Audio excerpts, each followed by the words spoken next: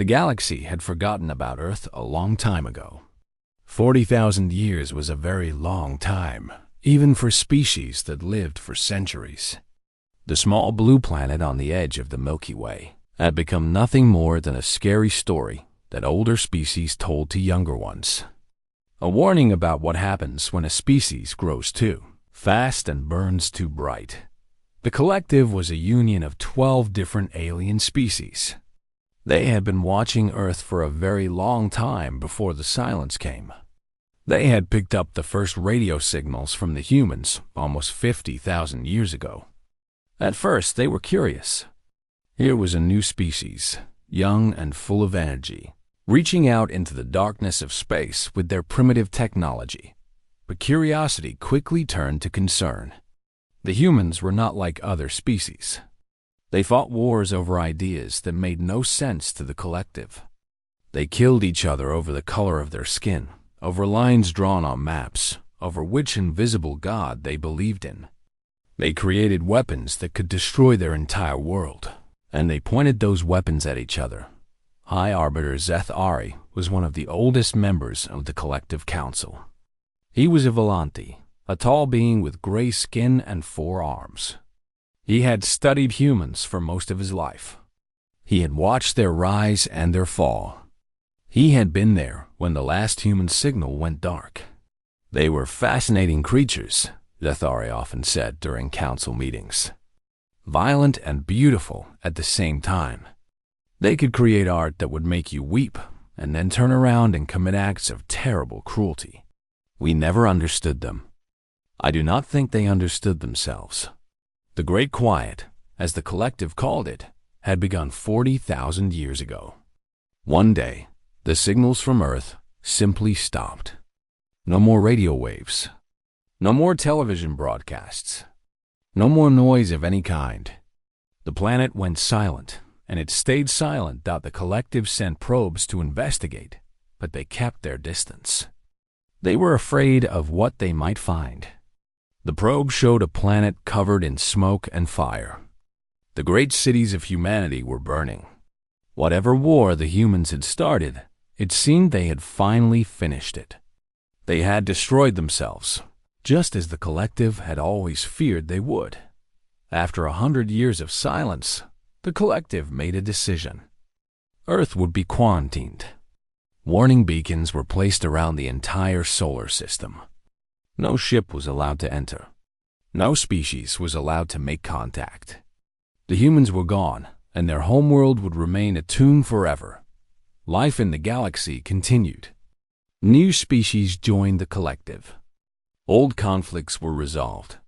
Trade routes expanded across thousands of star systems. And Earth became a distant memory, a footnote in the history books that few bothered to read, but not everyone forgot. The Moldari, a reptilian species with scales the color of dried blood, remembered humanity very well. They had fought a brief war with the humans long ago, back when humanity had just begun exploring beyond their own solar system. The war had lasted only 3 years, but the Moldari had lost badly.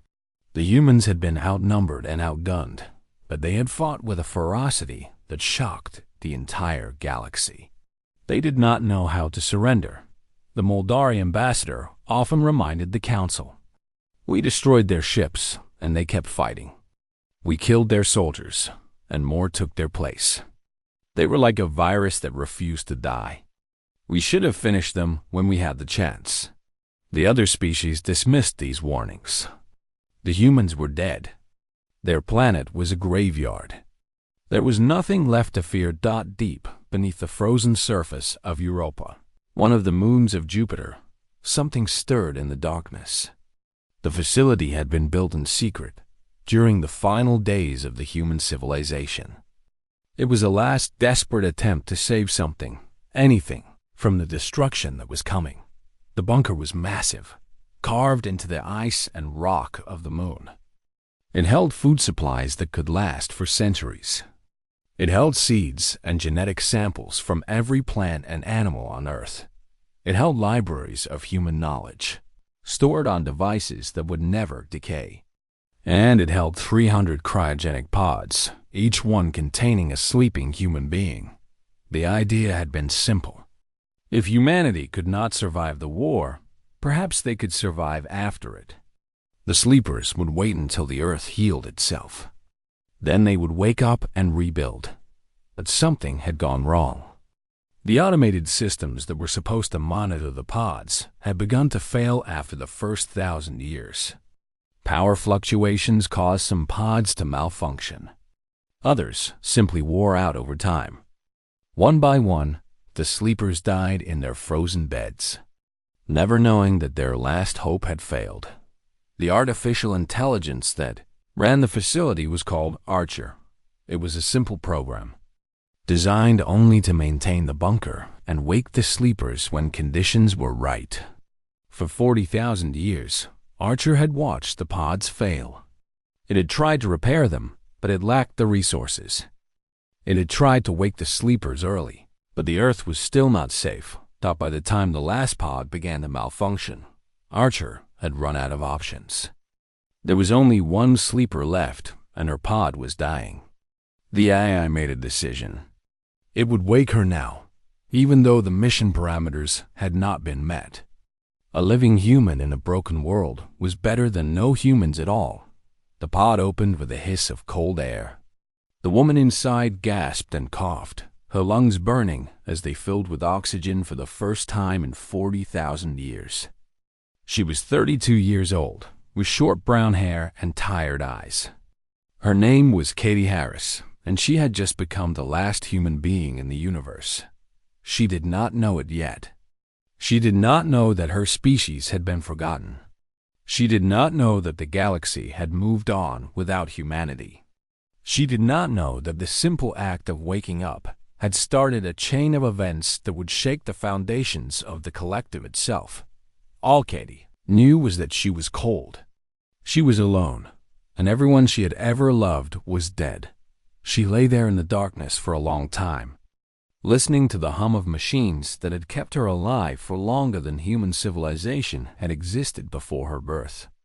And somewhere deep in her chest, beneath the grief and the fear, a small spark of determination began to glow. She was not ready to give up. Not yet. Not while she still had breath in her lungs and blood in her veins. She was human, and humans did not know how to surrender. Katie Harris stood up on shaking legs, wiped the frost from her eyes, and took her first steps into a world that had forgotten her kind. The silence of 40,000 years was about to end. Soreth had expected to find a fortress.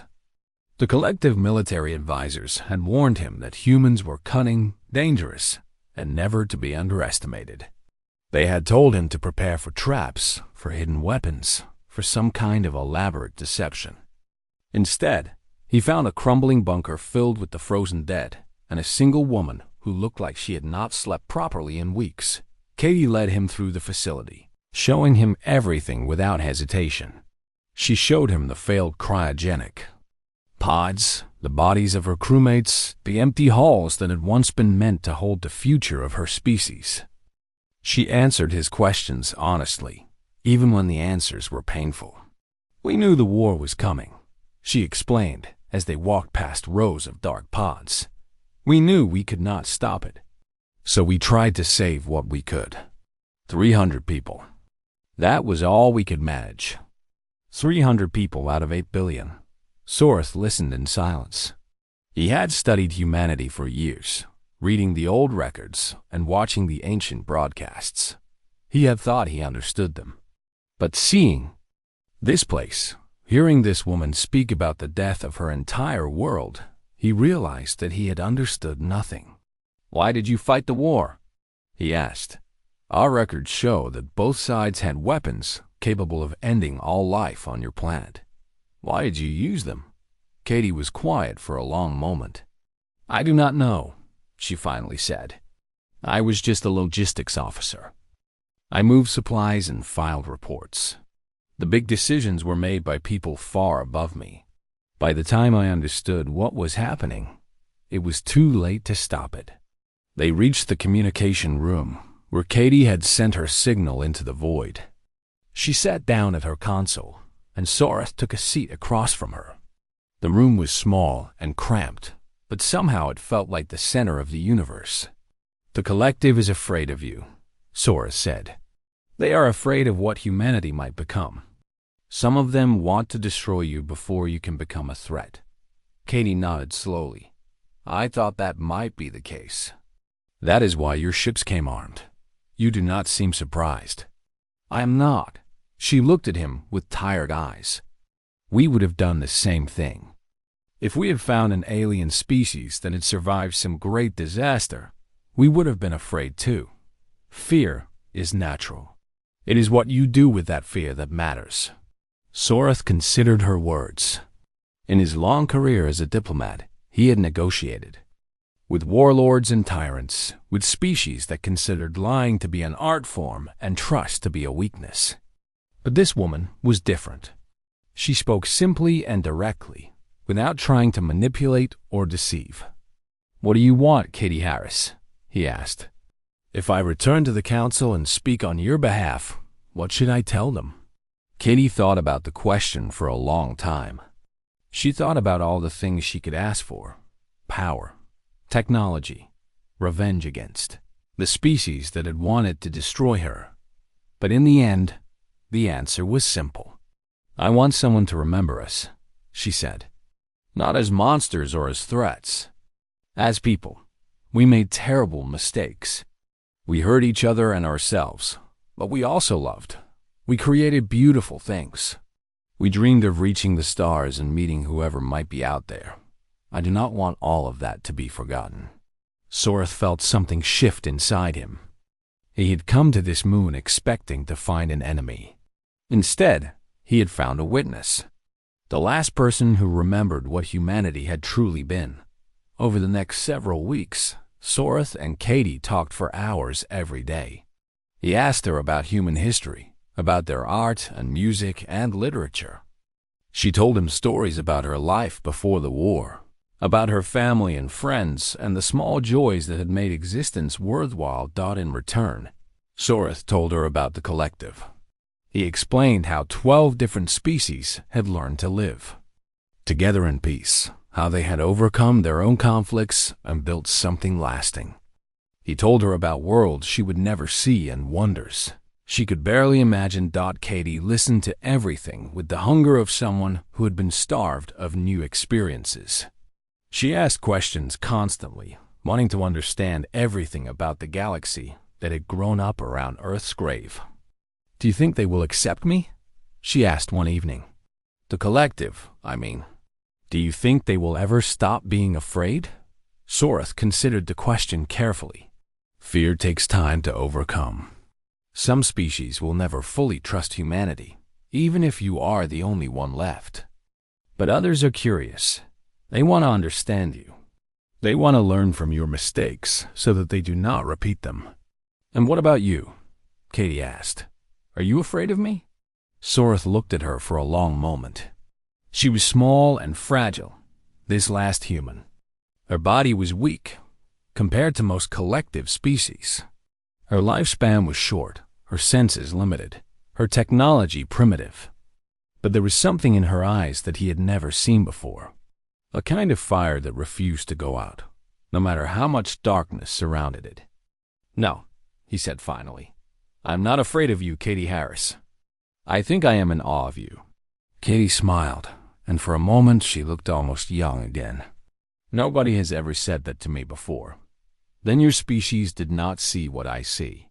You are alone. Your entire world is dead. Everyone you ever loved is gone. And yet you are still here. You are still fighting.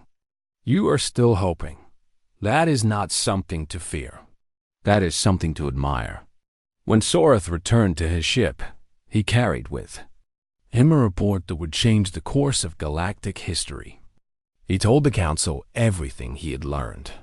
He described the bunker and the failed pods and the woman who had survived against all odds. He explained that humanity had not been waiting to attack. They had been trying to survive. "She is not a threat," Soreth told the gathered representatives. "She is a survivor. She is alone and afraid, and she is asking for our help. If we destroy her, we destroy the last chance to understand what humanity truly was. If we accept her, we gain something far more valuable than safety. We gain wisdom. The debate that followed was long and difficult. Old fears die hard, and the memory of human violence was not easily forgotten. But in the end, the collective made a decision that surprised many. Katie Harris would not be destroyed. She would not be imprisoned or studied like an animal in a cage. She would be offered a choice. She could join the collective as a protected individual, living among the stars she had dreamed of reaching. Or she could return to Earth and live out her days on the homeworld of her species. When Soreth delivered the news, Katie sat in silence for a long time. The galaxy was offering her everything she had ever wanted. Adventure, discovery, a chance to see wonders beyond imagination. But her heart pulled her somewhere else. "I want to go home," she said quietly. "I want to see Earth again. I want to walk on human soil one more time before I die." Soreth nodded. He had expected this answer. "Then I will take you there myself."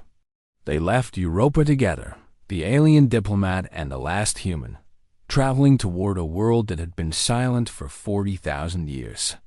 Behind them, the bunker sat empty and dark, its purpose finally complete. Ahead of them, Earth waited. Katie walked through the bunker like a ghost moving through a graveyard. The halls were cold and dark, lit only by emergency lights that flickered every few seconds. The air smelled stale and old, like a room that had been closed for too long. Every step she took echoed off the metal walls and came back to her like a whisper from the dead. Archer guided her through the facility, its voice calm and mechanical. The AI explained everything in simple terms, as if it were reading from a manual. The war, the collapse, the preservation project, the long sleep. Katie listened without speaking, her face blank and her eyes empty. She found the other pods in a chamber deep beneath the surface. There were rows and rows of them, stretching out into the darkness like coffins in a tomb. Most of them were dark and silent. The screens that should have shown vital signs displayed nothing but error messages. Katie walked among them, reading the names on the labels. Lieutenant Commander Adam Perry, failed after 3,247 years. Captain Maria Santos, failed after 8,912 years. Sergeant William Cole, failed after 15,603 years. 300 people had been chosen for this mission. 300 of the best and brightest that humanity had to offer. Scientists, soldiers, doctors, engineers. They had volunteered to sleep through the end of the world so that they could build a new one when they woke up. Now they were all gone. All except Katie. She stopped in front of a pod near the end of the row. The name on the label read Corporal Danny Miller. Katie pressed her hand against the cold glass and closed her eyes. Danny had been her friend. They had trained together, laughed together, talked about what they would do when they woke up in the new world. He had wanted to plant a garden, he said. Something simple and beautiful to prove that life could grow again. His pod had failed after 22,000 years. He never got to plant his garden. Katie spent her first week in the bunker alone with her grief. She wandered through the empty halls, talking to herself just to hear the sound of a human voice. She ate the preserved food that Archer provided, though it tasted like nothing. She slept on a cot in the medical bay and dreamed of faces she would never see again. On the fourth day, she found the communication room. It was a small space filled with old equipment, screens and keyboards and transmitters that looked ancient, even by the standards of her time. Archer explained that this room had been designed to contact any survivors on Earth once the sleepers woke up. Katie sat down at the main console and stared at the controls. "Archer, does this still work?" "The deep space transmitter remains functional," the AI replied. "However, I must inform you that any signal sent from this location would take considerable time to reach potential receivers. Additionally, there is no evidence of any human receivers remaining active." Katie laughed, but there was no humor in the sound. "So, I can talk, but no one will answer." "That is likely correct." She sat there for a long time, thinking. What was the point of sending a message into the void? There was no one left to hear it. Humanity was gone. She was the last one, the final survivor of a species that had once dreamed of conquering the stars. But then she remembered something her mother had told her a long time ago, back when she was just a little girl looking up at the night sky. Her mother had said that humans were never meant to be alone. They were explorers, dreamers, seekers of connection. They sent signals into space, not because they expected an answer, but because the act of reaching out was what made them human. Katie leaned forward and turned on the transmitter. The equipment hummed to life, lights blinking and screens glowing. She adjusted the frequency to the old SETI band, the one that humanity had used to search for alien life back when such things still seemed possible. She cleared her throat and began to speak. "This is Lieutenant Commander Katie Harris of the United Earth Defense Initiative. I am transmitting from a facility on Europa, one of the moons of Jupiter. If anyone is receiving this message, please respond." She paused, not sure what else to say. What words could possibly sum up 40,000 years of silence? "I do not know if anyone is out there," she continued. "I do not know if this message will ever be heard. But I have to try. That is what we do. That is what humans have always done. We reach out into the darkness and hope that someone reaches back." Her voice cracked, but she kept going. "My species may be gone. I may be the last one left. But I am still here. I survived. And if there is anyone out there, anyone at all, I want you to know that humanity did not give up. We fought until the end. We hoped until the end. And even now, after everything we lost, I am still hoping." She took a deep breath and finished her message. "This is Katie Harris, last survivor of the human race. I am still here. Is anyone out there?" She ended the transmission and sat back in a chair. The room was quiet except for the hum of the equipment. Katie stared at the screen, watching the signal strength indicator as her message flew outward into the void at the speed of light. She did not expect an answer. She had made peace with that. The universe was old and vast, and she was just one small voice in an ocean of silence.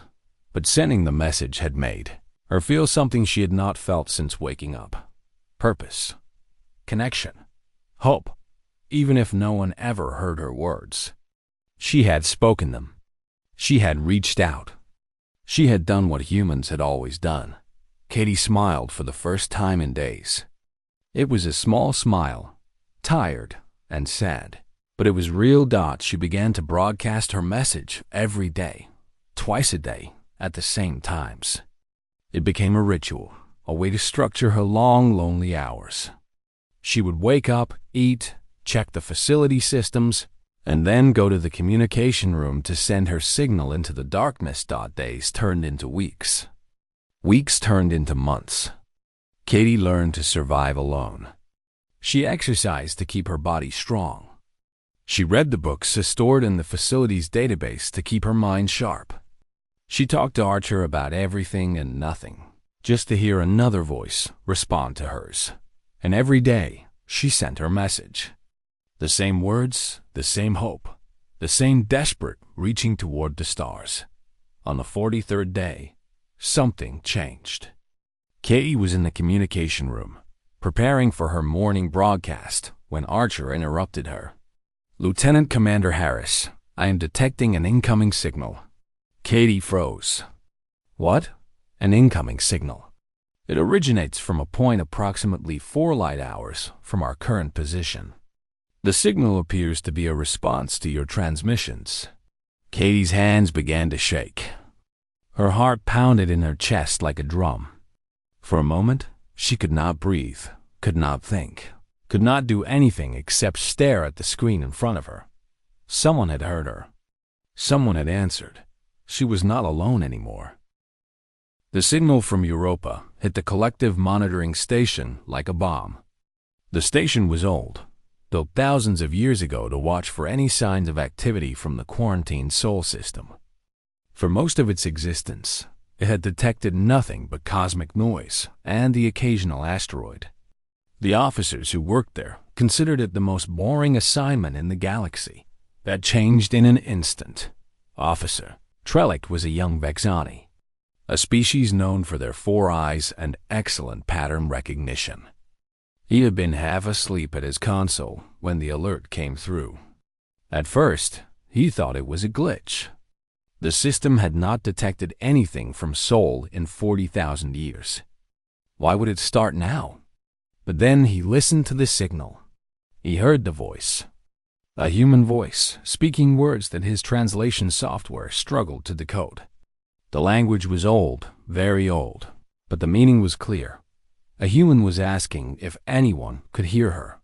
Trellick did not know what to do. There were protocols for this situation, buried deep in the station's archives, but no one had ever expected to use them. He called his supervisor. His supervisor called her supervisor. Within hours, the message had been relayed to the highest levels of the Collective Council. On Volanthos Prime, High Arbiter Zethari received the news during a routine meeting about trade disputes. An aide interrupted the proceedings and handed him a data tablet. Zethari read the message 3 times before he fully understood what it meant. The humans had survived. He called an emergency session of the council. Representatives from all 12 species gathered in the Great Chamber, their faces showing various degrees of shock and fear. The message from Katie Harris was played for them all to hear. Her voice echoed through the hall, small and tired but unmistakably alive. The reaction was immediate and chaotic. "This must be a trick," said the Thalari ambassador. A massive creature covered in thick brown fur. Some kind of automated message left over from before the Great Quiet. "The signal is live," Zethari replied. "Our analysts have confirmed it. This message was sent 43 days ago. There is a living human on Europa. Then we must destroy it," hissed the Moldari ambassador. His scales rippled with agitation as he spoke. "You do not understand what humans are capable of. They are survivors. They adapt. They overcome. If one of them is still alive, there may be more. We cannot take that risk." "You speak of murder," said Sorath, a younger Velanthi who had recently joined the diplomatic corps. "We cannot kill a sentient being simply because we fear what it might do."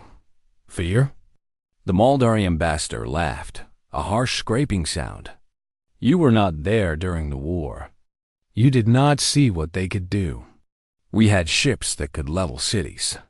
We had weapons that could crack planets. And still they fought us. Still they refused to surrender. We lost 100,000 soldiers to a species that had barely learned to leave their own atmosphere." The debate continued for hours. Some species argued for immediate military action. Others called for a diplomatic approach. A few suggested simply ignoring the signal and hoping the problem would go away on its own. Meanwhile, on Europa, Katie continued to send her messages.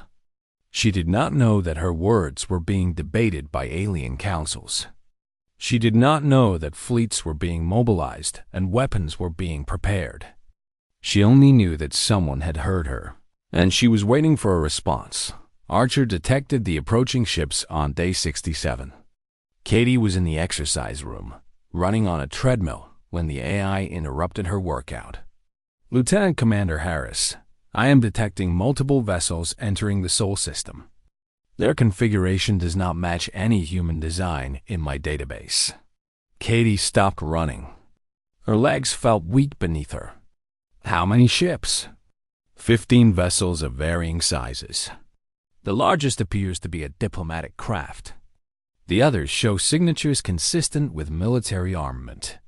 Military armament. The words hung in the air like a threat.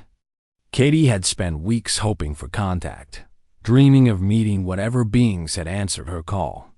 But she had never considered that they might come with weapons.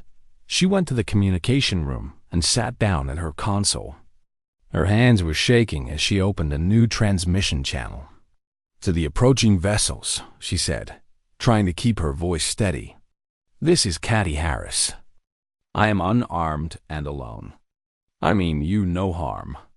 Please respond." The response came 3 hours later. It was a simple message, translated into rough English by the alien systems. "Human Katie Harris. We are the collective. We have received your transmissions. We are sending a representative to meet with you. Do not be afraid. Do not be afraid." Easy words to say, harder to follow. Katie spent the next several days preparing for the meeting. She cleaned herself as best she could with the limited facilities available. She organized her thoughts, made lists of questions she wanted to ask, practiced what she would say. When she finally came face to face with an alien being, the day of first contact arrived on a cold morning, 83 days after Katie had sent her first signal. A small shuttle detached from the diplomatic vessel and descended toward Europa.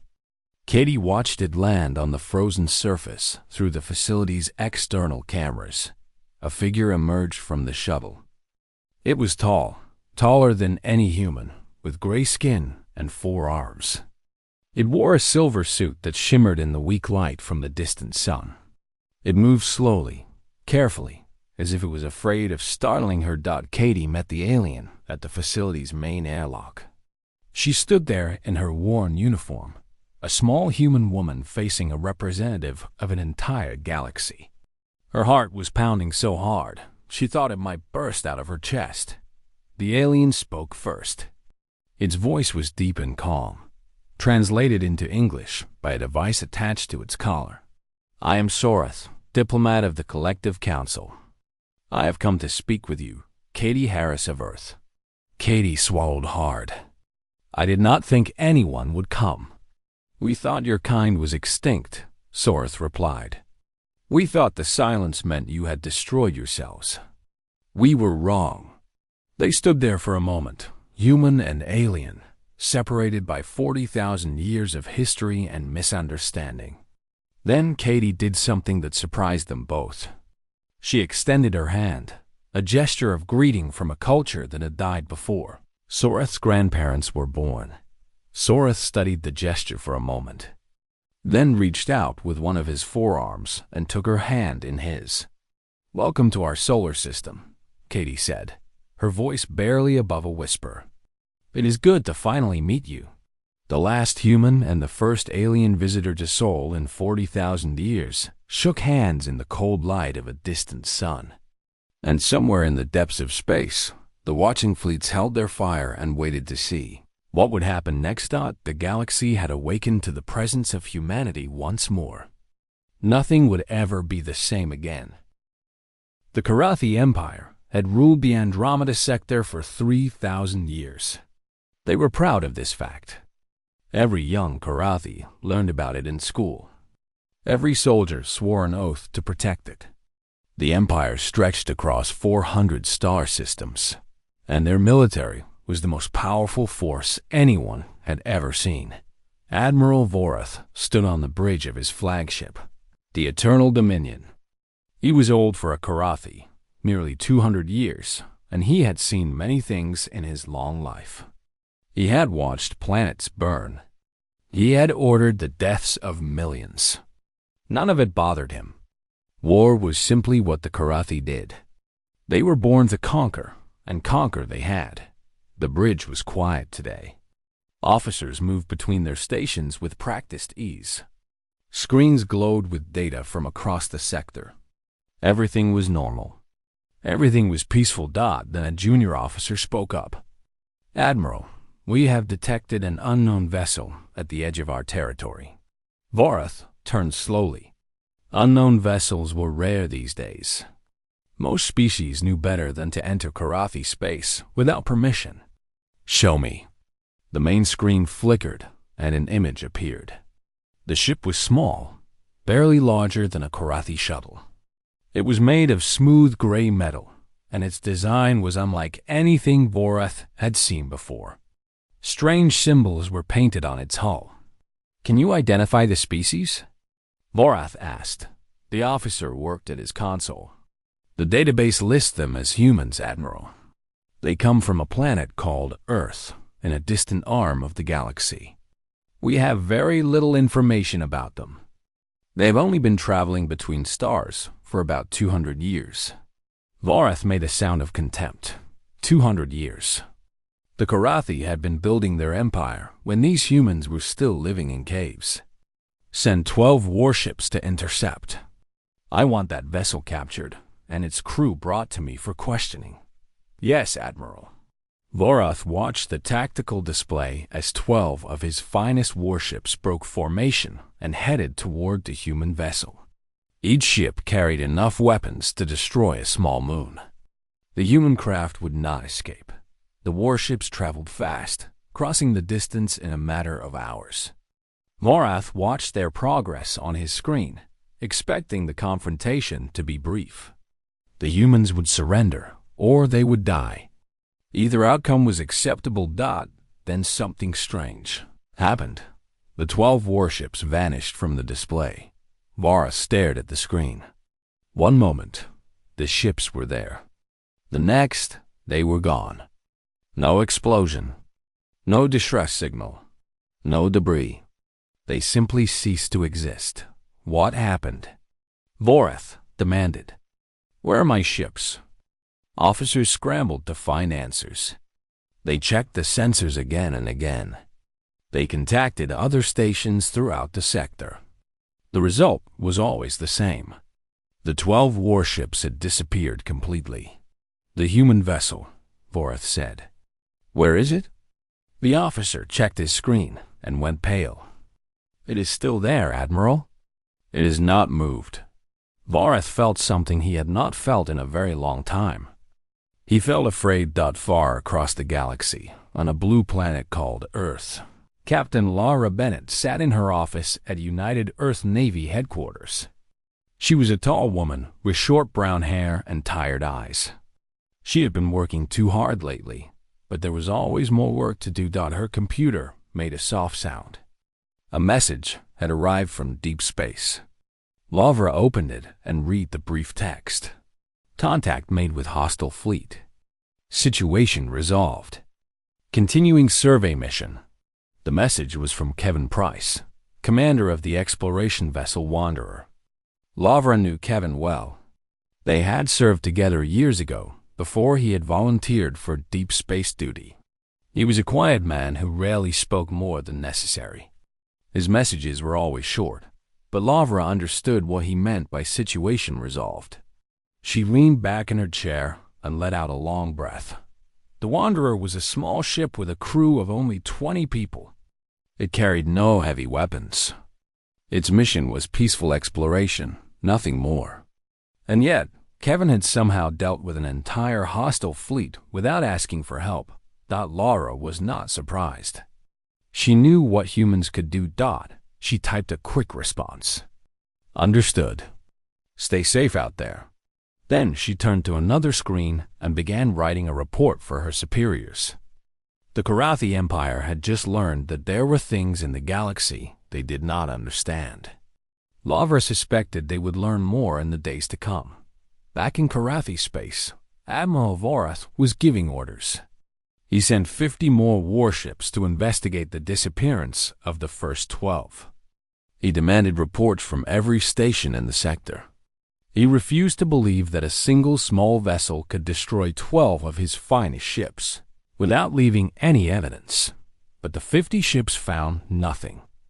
They searched the area for days. There was no wreckage. There were no bodies. There were no weapon signatures. The 12 ships had simply vanished, as if they had never existed at all. The human vessel was gone too. It had slipped away while the Karathi were searching, leaving no trail to follow. Vareth stood alone on his bridge, staring at the stars through the great windows.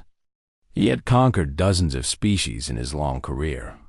He had broken empires and crushed rebellions. He had always believed that nothing in the universe could challenge the Karathi. Now, he was not so sure. He thought about the human ship, so small and fragile-looking. He thought about the strange symbols on its hull. He thought about how it had sat there, motionless, while 12 warships approached. It had not tried to run. It had not tried to hide. It had simply waited, and then his ships were gone. What kind of weapon could do that? What kind of technology could erase 12 warships without a trace? Vareth had no answers. For the first time in his life, he faced an enemy he did not understand. He made a decision then. He would learn everything there was to know about these humans. He would find their weaknesses. And when the time was right, he would crush them, just as he had crushed so many others. But deep in his heart, in a place he would never admit existed, Admiral Vareth was afraid. Because something about these humans told him that they were not like the others. Something told him that this enemy would not be so easy to defeat. And somewhere in the vast darkness between the stars, the Wanderer continued on its journey, its small crew going about their daily routines as if nothing unusual had happened. Kevin Price sat in his captain's chair, reading a book on his tablet. He was a patient man. He knew the Karathi would come again. He would be ready,